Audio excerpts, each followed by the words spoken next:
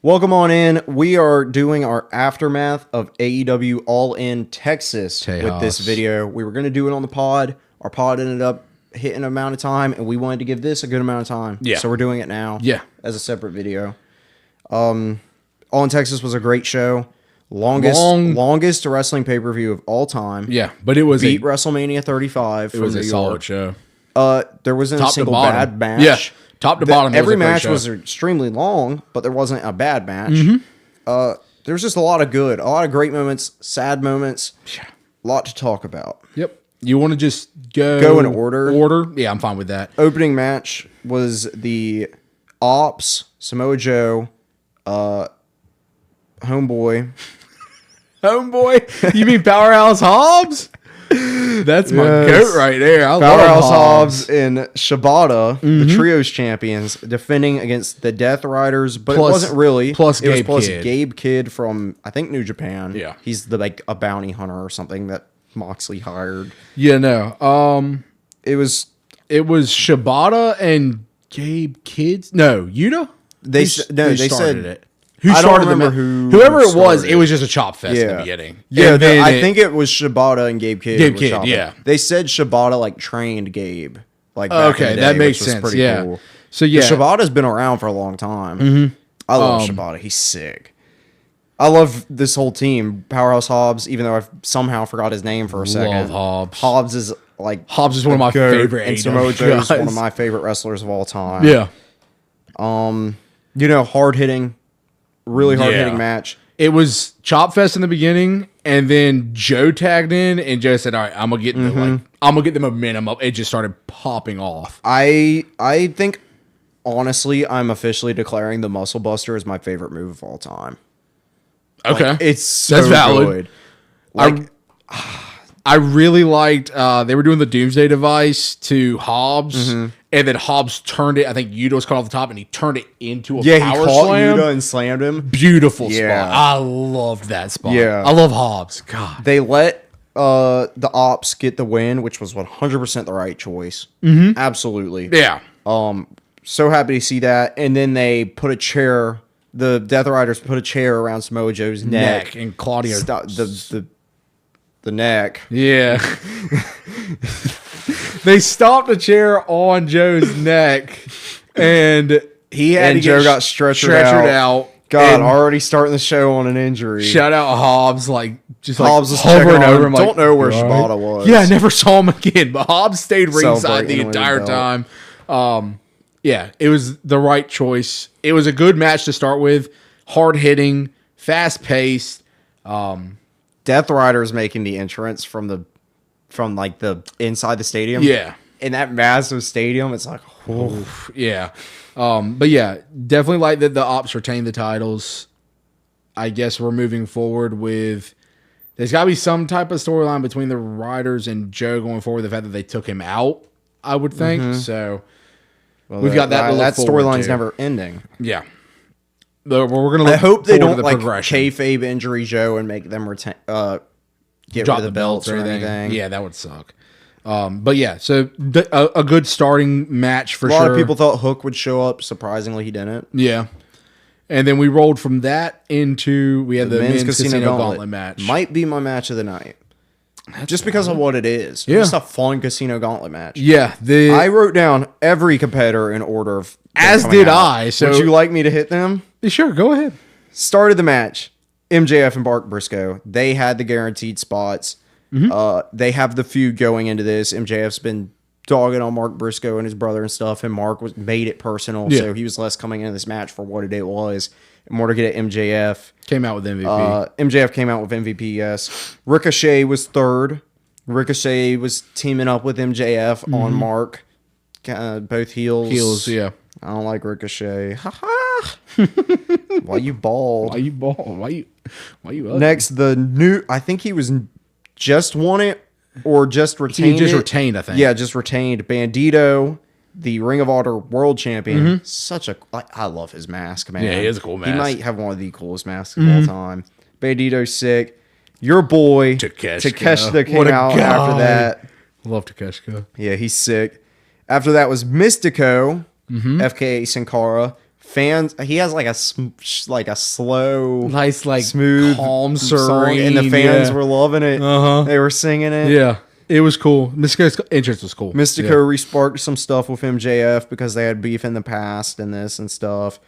Next, your absolute boy, the walking weapon, Josh Alexander. I don't know why I didn't pick him to win this match. Completely not in the Well, he didn't realm. win it. No, Who did you pick? I picked Brody King, but Good pick. I should have just with my heart. The picked first Josh match Alexander. wasn't announced by the time we were doing predictions. Yeah, But this yeah. one was. Yeah, on this one.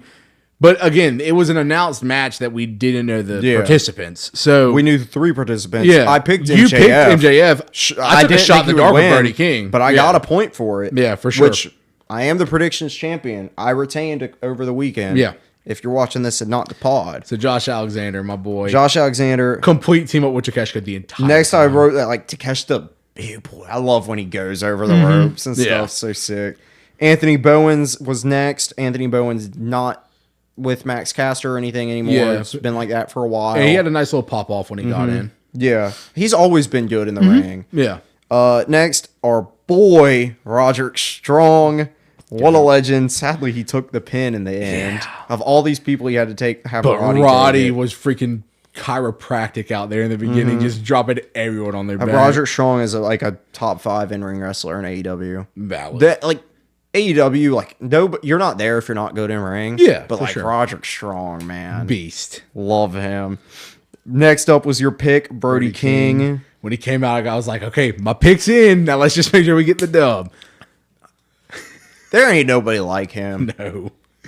Big boy. Covered head to toe in tats. Yeah. It's insane. Next up, Juice Robinson returned from injury. He's been Hype. out for a long time. Hype. He looks scary. He Scary. cut his No beard, facial hair. no baggy pants, All no black bang bang gang singlet shirt. and tights. It He just didn't look like Juice. was a different look. And then the Gates of Agony came out to help Ricochet. And then to counter that, the Guns are other boys. Yeah. Love the Guns. Guns up. Bang Bang Gang for life. Yes, the sir. Guns came out to help Juice Yeah. fight them off. And And they just ended up going in the Gates of back. Agony, Guns make their way to the back. Cool to see them get a spot on the show since they weren't going to be in the match. Agreed. Uh, Next was Kota Ibushi. oh, I wrote down something else because I don't like him. Yeah, next was Kota Ibushi. And he had his little moment in the sunshine, I'm not a guess. Kota Ibushi fan. It's controversial, but I'm not a big fan. But then a goat, the Beast Mortos What a comes out goat. in a tan mask, which was interesting. Yeah. And then it was him and Brody King squaring off. Going off. Yeah. Two beasts, as Beast. commentary said. Crazy. Yeah, They monster are versus massive. beast. And then it was like 10 minutes, it felt like, with nobody coming out. And then Max Caster comes out, cuts a promo about being the best wrestler alive, yeah. gets dropped before making it into the ring, and never That's makes it into the ring. Yeah, never made it in the ring. Like last entrance, and then MJF wins a few seconds later. Yeah. Mark Briscoe hit Roderick Strong with a move. MJF got rid of Mark and pinned Roddy for the win. Yeah. My goat. I love MJF, man. Your goat beat one of my goats. I love Roderick Strong too, but like there were 4 pillars of AEW. Yeah. MJF is the pillar of AEW. Crazy work. Yeah, I mean, MJF, it felt like the longer the match went on, everyone that came out, yes, everyone had a chance to win, but like MJF was never truly put away. He was always slinking around. He was always waiting. relevant in the match. He had MVP on commentary, just hyping him up the whole time. I like when he was like, "Get up, Yeah. get on your feet." Get on your feet. Get off your back. Come on now. But I will say MVP had a great, like, he had a good remark about everyone who came out. Yeah. Like, he was hyping up every wrestler that came out, which was cool to hear. But yeah, the match was fun. A lot of good spots, a lot of good team ups, a lot of good just overall wrestling. I wasn't shocked MJF got the win. I'll say that. I mean, it could have been anybody. It would have been cool if it was anybody. But like, now that we're gonna get another MJF world title push, I'm locked in. I mean, realistically, after looking at the participants in the match and not just like who's coming out, there's not a ton I would have said, like, give them the world title push, like, right here, right now. So it makes more and more sense that MJF won it because MJF, like you said, he is. But like, it's not like pillar, MJF had to be involved in the finish or anything. So it wouldn't have been out of the realm of possibility for MJF to lose. Like, obviously, any of those people versus MJF's going to go over. But since he didn't have to be involved in the finish, it was anyone's game. Yeah. But yeah, fun match, good match. Shout out to Takeshita, Josh Alexander, putting on a tag team show for the days in a singles match. But yeah. And I really like that when they were teaming up, Josh Alexander would like hit a move and Takeshita would get the pin and he's just like, yep, we're here. Takeshita, you pin him. We're good. But yeah, shout out most of the competitors. Yeah, they all did great. Yeah, I mean, everyone had their moment except Max Caster. Everyone had their But that was his moment. But yeah, everyone kind of had their moments. It was cool to watch. Following that, we got the saddest moment, the heartbreaking news. Saddest moment in wrestling in a long time. Yeah, Adam Cole giving his not retirement speech, but he said, "I'm not in the right headspace to think about retirement, but if this is goodbye, thank you everyone. Y'all have been so great to me along my career, throughout the highs, throughout the lows. Y'all have always been pushing me to that next level, across promotions, always supporting me. Let's give it up for AEW. This is going to be a great pay-per-view. Y'all are about to get a new TNT champion. Yeah, and then you had Kyle and Roddy come out, hug him. Cool moment, and then we rolled right into the TNT title match. This match was announced the day of. Yeah, because Adam Cole's injury was announced. Daniel Garcia, who came out and like hugged and had a word, and Daddy Magic was on commentary. I'm not a big Daniel Garcia fan. I think he's a good wrestler, just not a fan of the character itself. But the moment he hugged Adam Cole and gave him that like long talk that no one knew what he was saying, he was my pick to win. I was like, okay, let's get Daniel Garcia the belt. I am a big Daniel Garcia fan. He's probably my top 5 favorite people in AEW. Absolutely love Daniel Garcia. Dustin Rhodes. Dustin was my next pick. And his tag team partner, tag team champions in ROH, Sammy Guevara, who had wrestled, I think, a match earlier that day on the pre-show and a match on ROH the night before. And the person who was the number 1 contender, Kyle Fletcher, wearing all pink. The Protostar. The Protostar. Yeah, I mean, for having to follow up a moment like that, I will say the wind was knocked out of everyone in the arena. So at the start of the match, there's like no sound, no buzz, no excitement. The 4 guys in the ring had to do their absolute best to get the crowd re-involved in the show. Even when you had Guevara and Garcia do the dance and stuff like that, like they were doing anything. Well, Guevara and Garcia used to team together in JAS, which was a fun little. But I'm saying like they were doing anything they could. It felt like just to get that pop, that trying spark, to make the crowd light the flame back under them, so that they could continue. Or even you're match. just trying to give the crowd something to feel good about. Yeah, because it's such a hard moment to follow. It definitely needed to happen before the TNT match because Cole was the TNT champ, but like so early in the pay-per-view, it knocked the wind out of my sails because Adam Cole is one of my favorites. So it was just like bummer the whole night from there on, even though there were still great matches to come and I did enjoy the matches. Just it was like a lingering effect on me as an Adam Cole fan. I'm sure lots of people in attendance it hurt as Adam Cole fans. So they did what they could with this match, especially giving Dustin. They the all win. put their all. Yeah, no, they all match. did good in the match. Like this with so many others, especially with Dustin and Sammy, who had 3 matches in 24 hours, embodied the words "all in." Yeah, they all gave their all. They all gave everything they had to a match that they weren't even supposed to have. I'm sure Daniel Garcia was probably supposed to be in the Casino Gauntlet. I'm sure. I mean, Dustin and Sammy probably weren't going to have another match after their pre-show match. Good point. Yeah. And then Fletcher, he was preparing for this match, but he was preparing for him and Adam Cole to tear the house down, not a fatal 4-way or a 4-way dance. So they all did great. It took a little bit to get going, but once they got going, the match was really good. I like the spot where they had Kyle Fletcher pinned up. All of them were stopping Dustin, and they all let me do it. Let me do it. And they kicked him in the balls. nuts. Yeah, and then the fact they let Dustin Rhodes get his hands on the belt. There's something later in the show that got more emotion out of me, but like such a feel-good moment. This felt so good in my heart of hearts to see him at this age with that title, still being able to compete. How great he is, winning a singles title finally in AEW. He's been there since the first day of it. He's fought for the TNT title so many times. Yeah, seeing his reaction to it, just sitting in the corner crying, holding the belt, seeing his family, and seeing the Von Erichs come out there, who they're the 6-man champs with him, and seeing Sammy Guevara give him the show of respect. It's truly a great moment just for Dustin Rhodes. Agreed. You needed it because of the heartbreaking moment we just had, following it up with such a heartwarming, emotional, good feel moment. And I doubt this will be a super crazy long reign. I'm sure Kyle Fletcher will take it off of him. Probably but just soon. to see him get this acknowledgement, to see like, oh, we are fully having to change plans. We want to put the belt on Dustin. Yeah. We want to finally give him this moment in his home, Texas. So great to see. Yeah. It was great ending to a good match that just was, it just took him a little bit of time. Coming also, I liked how his gear, because he wears like the full, it was the one, like the white and the red, and then like his gear was the entire Texas flag. That was sick. Cool. But yeah, so I think the night before on ROH, Sammy Guevara dressed up as Superman, and he was Green Lantern. Lord have mercy.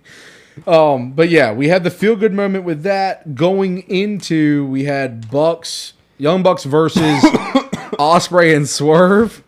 You good? This match was so long. Okay, the entrances were so long. I literally wrote, I loved that JoJo got to come out and sing during Swerve's entrance. That was truly something special. Yeah. But Ospreay 2 years in a row with the corporate Assassin's Creed entrance. The people didn't know which side to go to during it either. It was rough. And then the Young Bucks, the Young Bucks come out and get on this boat that just rolls very slowly like they're Washington Cross at the Delaware, and it's obviously they're the founding fathers. I get the image they're trying to produce. It's not that they didn't produce the image. It's just so it long. Was so. You already had 5.5 hours of wrestling. We didn't need 30 minutes of intros. This probably wouldn't have been the longest wrestling pay-per-view of all time if it weren't for the Young Bucks entrance. Yeah. You had the narrator giving this super long speech about how they're there to defend against the oppression of evil and all that. Congratulations, Young Bucks. But yeah, Swerve and Ospreay versus the Bucks. If Swerve and Ospreay won, they became the EVPs. And if the Bucks won, Swerve and Ospreay couldn't challenge for the title for a year. I picked Ospreay and Swerve. And I picked the Bucks. I was successful. Honestly, it would have been... I was fully expecting your pick to actually be the one that happened about halfway through this match. But shockingly, they did go with Swerve and Ospreay.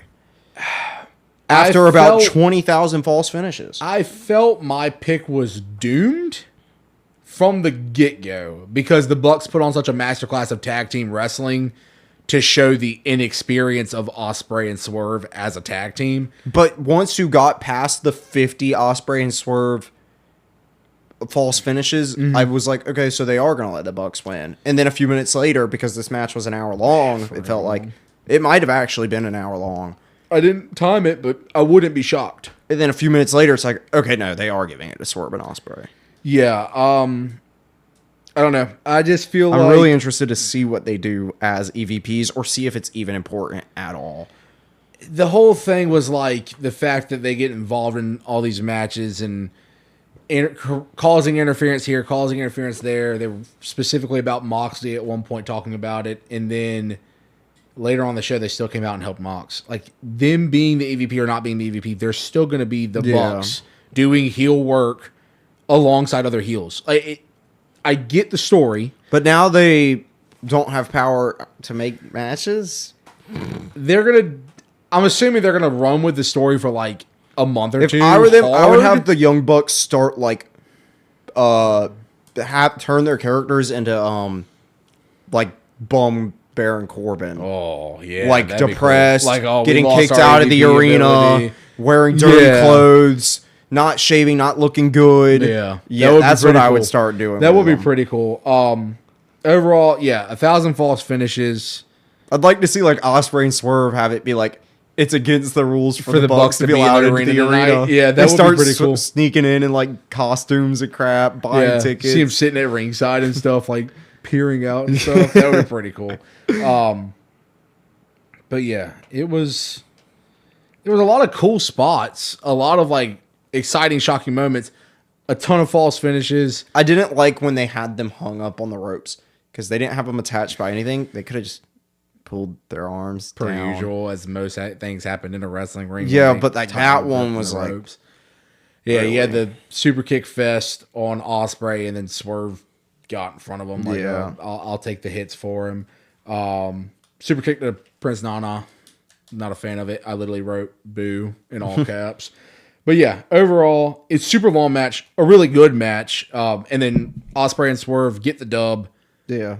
EVPs are now stripped of their EVP privileges, and Ospreay and Swerve can challenge for a belt. I remember in the prediction video, I was trying to paint the picture of how much I like that story. The story would have been of them like having a year-long rivalry almost of like, we're counting down the days. One of us is getting a world title shot in a year. So we're going to just put on a master class and figure out which one of us is going to get the shot. Or it's more of like a rivalry type thing. Like, I want the shot. No, I want the shot. But they didn't go that way. They went in the route of the good guys winning. So that was the result of that match. It could have gone either way. Like you were saying, halfway through, I felt it was doomed early because of how good the Bucks were out the gates. Halfway through, you were convinced that the Bucks were going to win. So they did their job successfully in keeping the fans on their toes. Yeah. No one truly had a feel on what was going to happen. And then we rolled from that one into the women's casino gauntlet match. We had Megan Bayne and Chris Statlander start the match. Two of the bigger girls on the roster, tall and Penelope Ford powerhouses. was with Megan Bayne. Penelope Ford, one of the many managers who got involved a million times. Yep. Next up, your pick, Willow Nightingale. Too early. If she'd been later, I think she could have brought it home for me. Hey, my pick, I was stupid and picked somebody who's injured. Yeah, that's true. But yeah, Willow was next. Mm-hmm. Willow was fun. Everyone loves Willow. Yeah, love Willow. Next up was Tay Mello. She's Ty Mello. I think it's Ty Mello, but it's spelled Tay Mello. But it was Tay Conti. Yeah, she's Ty Mello. Was it Ty Conti? No, it's Tay Conti. Now she's Ty Mello. Well, it's Ty Mello, and Anna Jay came out with her. Is how it's pronounced. Ty. Yeah. Anna Jay, one of the 50 managers who got involved. There was too much manager involvement in this match. Next up was Tekla. She is crazy. Spider Queen or something like that. She is crazy. Then Goat, love Julia Hart, came out with another manager, Sky Blue. Although I will say, I do like Julia Hart. I was very like the moment she gets in the ring, it's a like slow climb up to the top, and all the women in the ring are like just standing around waiting for that spot. It needed to be more organic, for the bigger pop, because it just felt like way too slow-mo. Like watching her climb, because she's such a good competitor. Her having that like super fiery jump up to the top rope, immediately splash onto everybody who's like turning around just to see it, would have been a little bit smoother of a spot for her. But yeah. And Sky Blue lived in the ring. Next up, we had Queen Aminata, another taller powerhouse type person. Then my original pick, which I for some reason switched from, she still didn't win, but Mina Shirakawa, Goat. Everyone loves Mina. Then the actual Goat, the ROH Forever champ, Athena came out. What a beast. Legend. Yeah, for real. Then Thunder Rosa came out, who's been feuding with Athena. Thunder Rosa's from Texas, so is Athena. Then someone named Shuri. It was her AEW debut. Yeah. I don't know who that is. It was her AEW debut. They definitely talked her up like throughout her spot in the match where she came in and kind of dominated everybody. Her like previous accolades and accomplishments. Kind of introducing her. I hate to be like the guy. I've never heard of this person. But they were introducing her to the AEW viewers. That's something that AEW is really good at, though. Getting eyes on a ton of people. Then another person I hadn't heard of before, Alex Windsor. Yeah.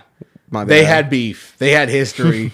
And they actually had a decent little like well, they were the last two entrances, and then there was still a little bit of time after. Yeah. But they both had decent showings. The person who came out on top, I didn't write down who she pinned, but the forever champion, Athena, coming out with the dub. Yeah, I didn't write either. I'm just saying this. You've had this belt on her for almost 1,000 days. Do not let her lose the AEW title shot. Yeah. Make her a double champ. Be hyped. I know we were talking about how we don't want to see Mercedes all up in all this. Yeah. But Athena's so conquered ROH. Let her conquer AEW. Agreed. She's so good and barely ever on AEW because of how much she does for Ring of Honor. Yeah. Let her be the AEW Women's Champion. I'm in agreement. This was 100% the right pick.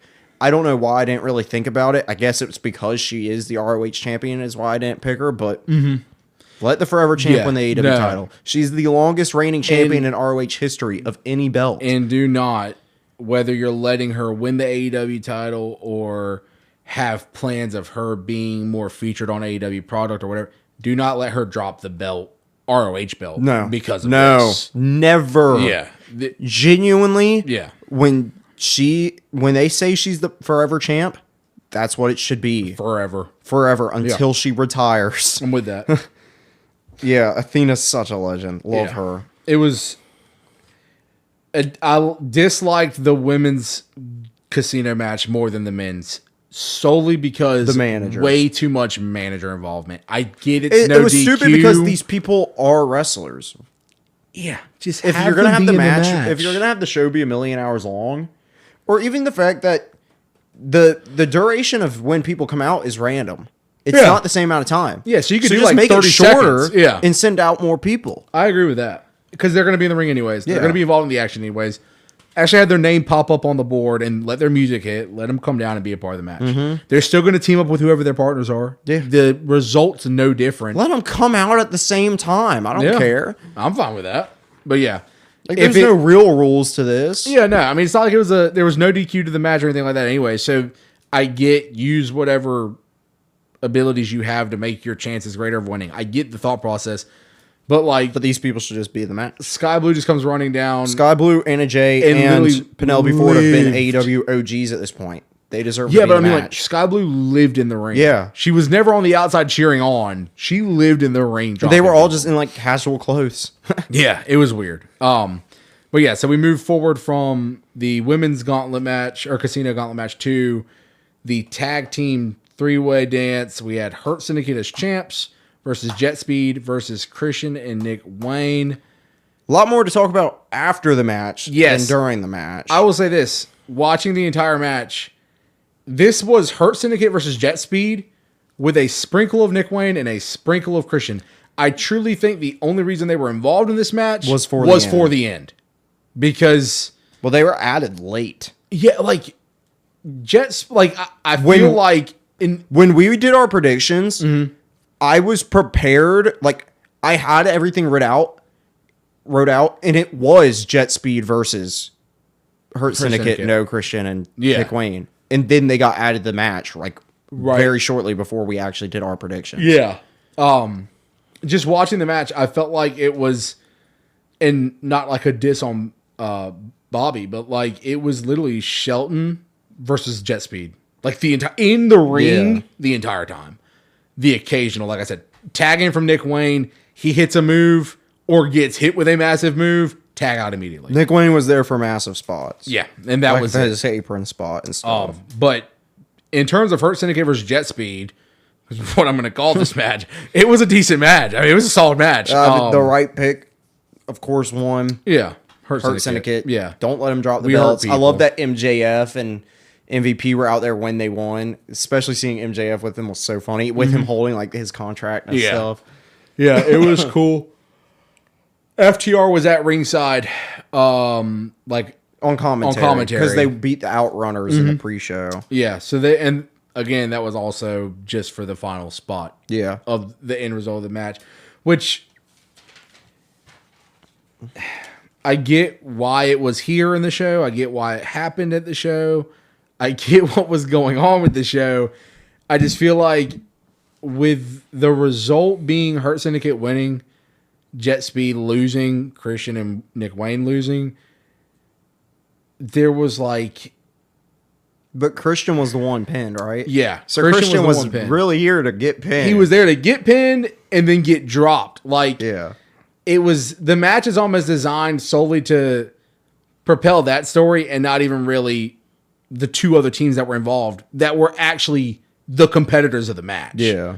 But yeah, I mean, overall. But yeah, Christian gets dropped by Nick Wayne and Mother of Wayne. And Kip Sabian and FTR. And he's about to be concertoed. And then, you think you know me. Or actually, it says you think him. you know him. Yeah. That's Beth Phoenix saying it. Oh, I didn't know that. Yeah. That's cool. Cope. Cope. Hate the name. Adam Copeland. Edge. With Spike. Which he never hits anyone with. Yeah. Cope and Spike came down to save Christian. I didn't rewind it. And it could have been my eyes playing tricks on me because I was so exhausted at that point. But when Spike was laying on the mat at one point, I think like Edge's foot hit it or Christian's hand hit it, and you just saw the nails bend because they weren't real nails. And I was like, either I need to rewind it and rewatch this, or my mind's just playing tricks on me. I'm not sure which one it was. But back when they did their feud, the big moment was when Christian went to hug Edge, and then he said, "Go F yourself." Yeah. And Edge was like, "Cope." Was like, "Go find yourself." Go find yourself, yeah. Which means we're getting the team up. Which means we're going to get face Christian Cage, the Christian Cage again. Yeah. I don't want to like just skip over the match itself, but it was basically we covered a good bit of the match. I mean, like in terms of like the wrestling, it was like I said, the match was literally just used to set up the final spot. I did like that at the very end, Bobby threw Christian like into FTR, and he was like, "What you gonna do about it? What you gonna do?" And then threw him back in the ring, which set up the end with the spear and all that.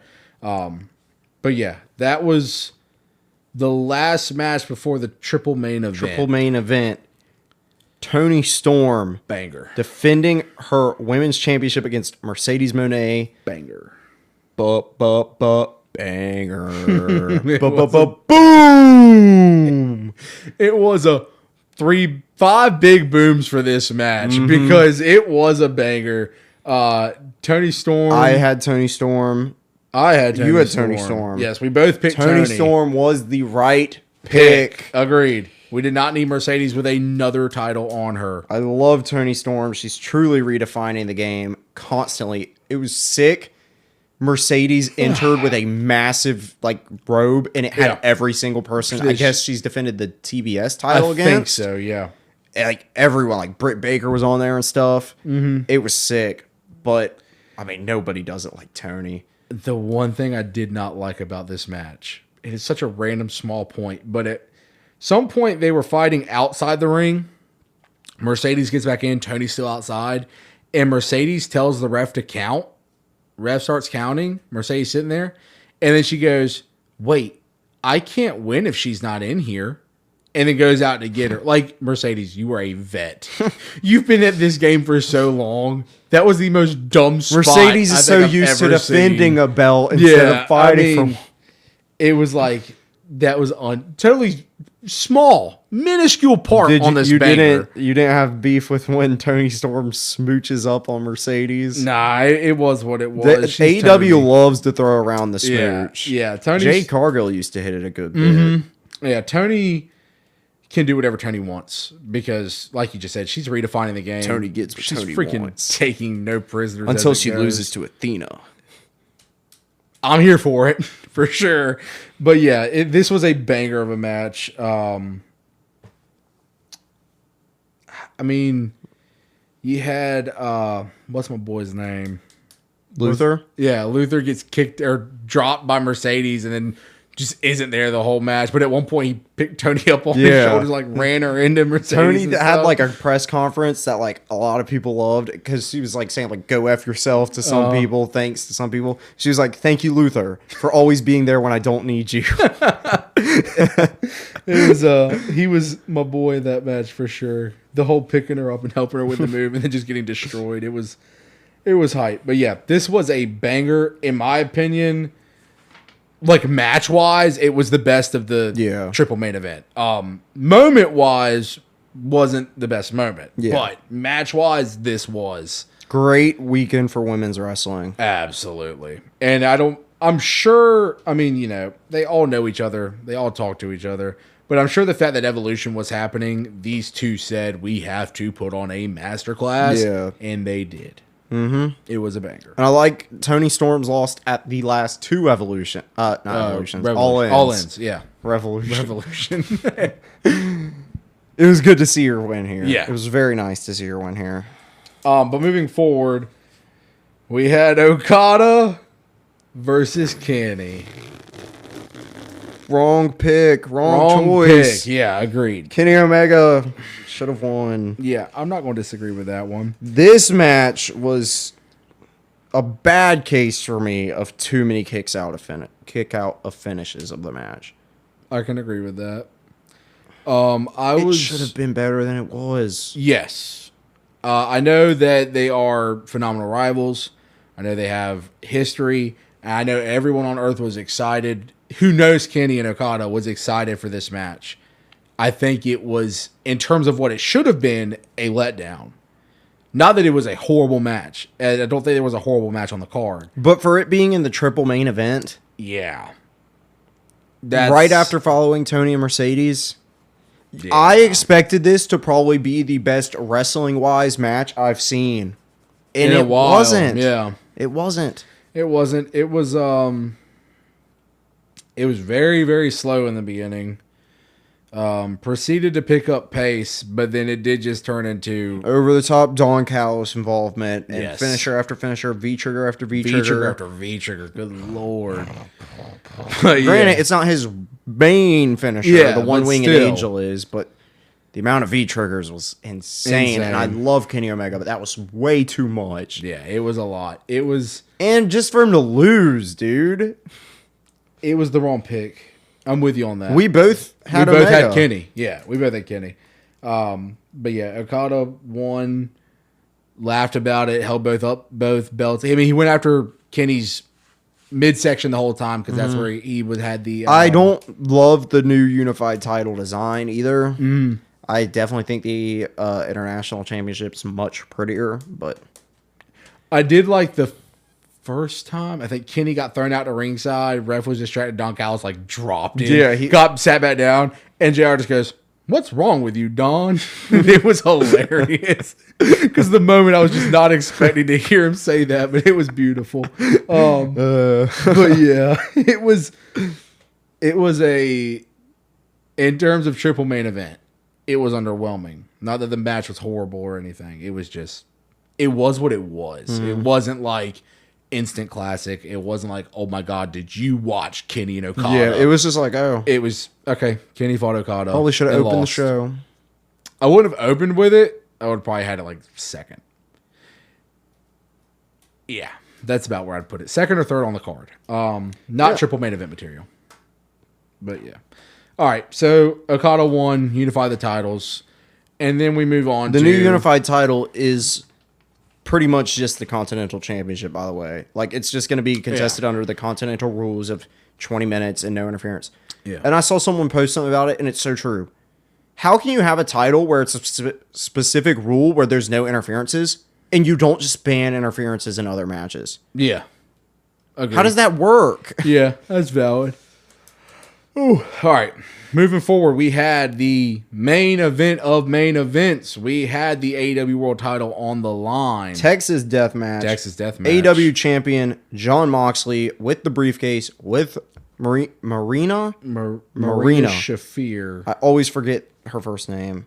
I'm between Marina and Melina. Nah, it's definitely Marina. It's Marina. That's what I hear in my ears every time. But my brain goes Melina. Yeah, valid.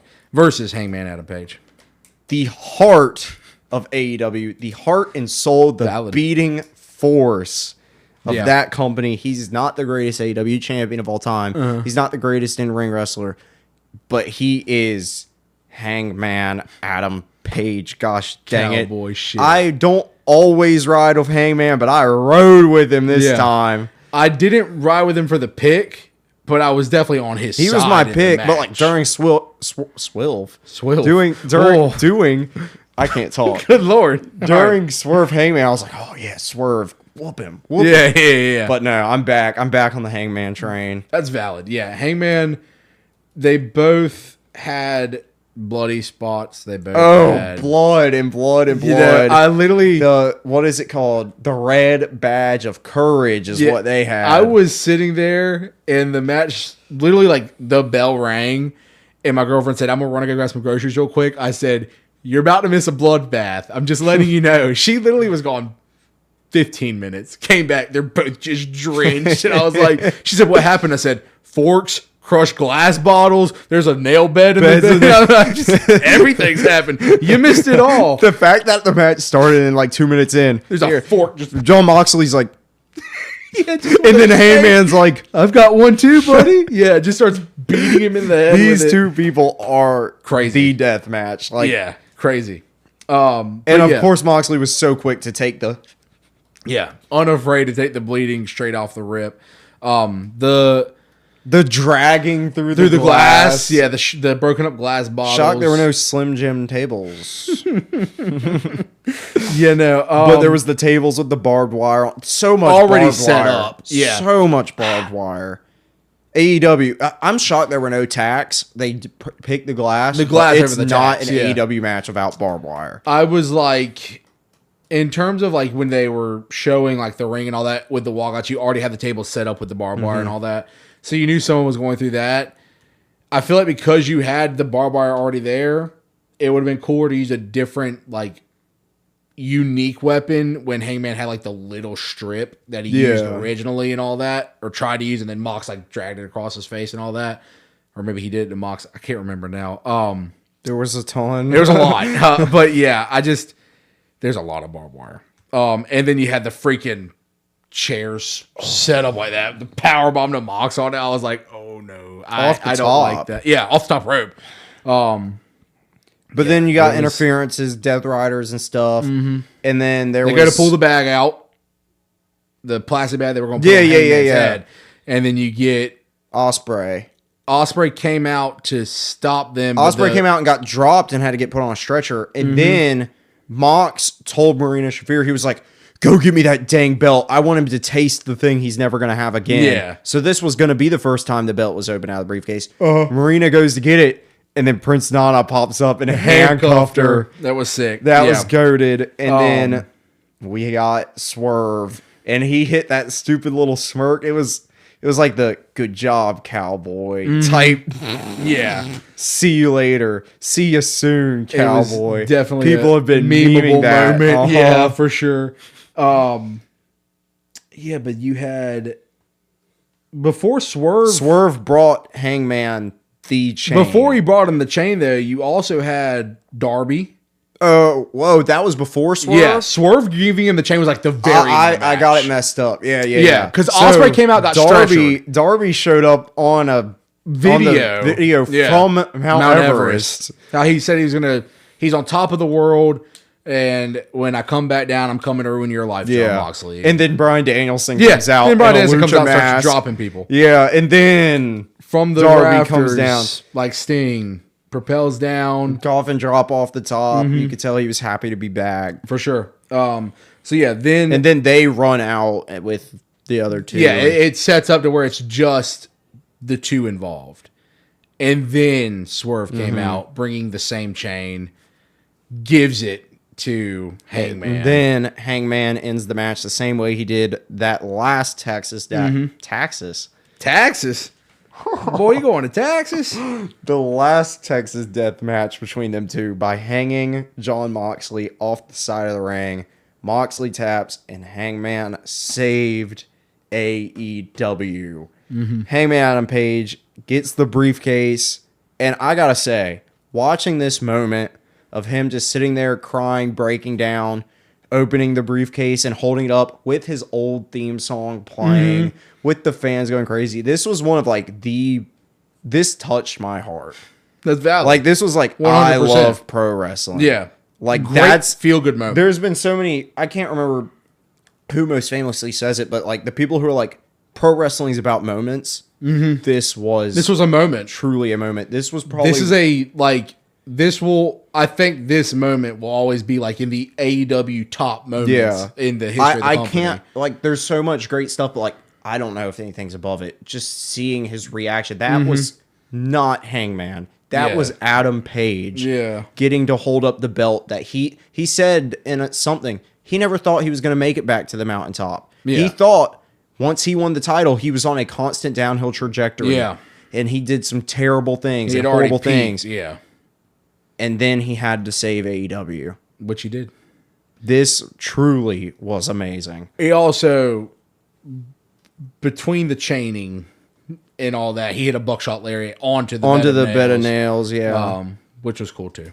But yeah, the moment I loved it. The match was great, but the moment was seeing him with all the crusted over blood on his face and stuff.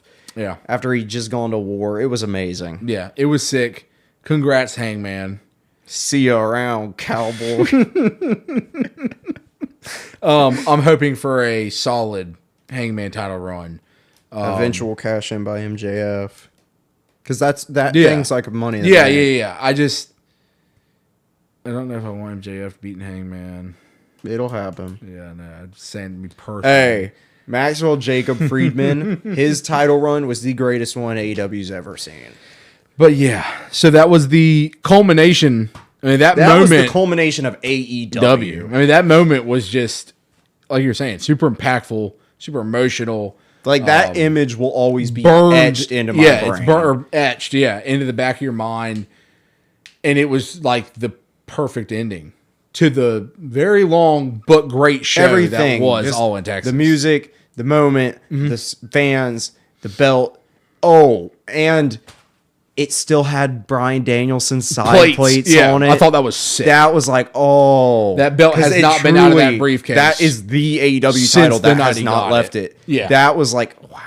Yeah, that was a cool moment. To see Bryan Danielson save him and to see like the belt freed with that glimmer of hope.